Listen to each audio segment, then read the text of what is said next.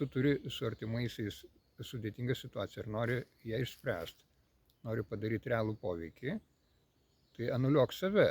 Jeigu tu jaudinėsi, jeigu tu pyksti ir nervuojasi, tai reiškia, pas tavai yra slaptas motyvas to situacijai.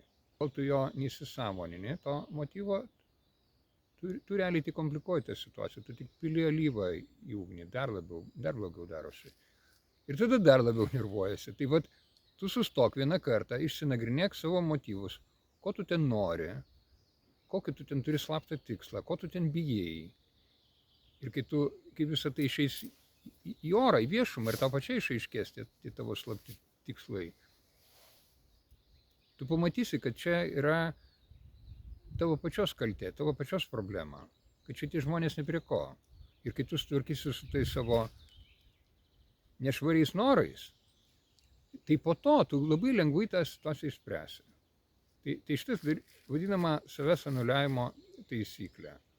Ir jinai galioja visur gyvenime, kad jeigu tu turi slaptą tikslą, tai kažkas iš tave stebinčių žmonių arba tie artimieji, jie jaučia, kad pas tavai yra slaptas interesas ir jie tada atmeta. Jie nenori priimti tavo jokių pasiūlymų ir patarimų ir tavo pagalbos. Nes ta pagalba tai yra panašiai kaip žvejas siūlo žuviai jauką, o iš tikrųjų jis nori ją suvalgyti tą žuvį. Tai va, tai čia yra gilių, dvigubų dugnų, dvigubų motyvų problema.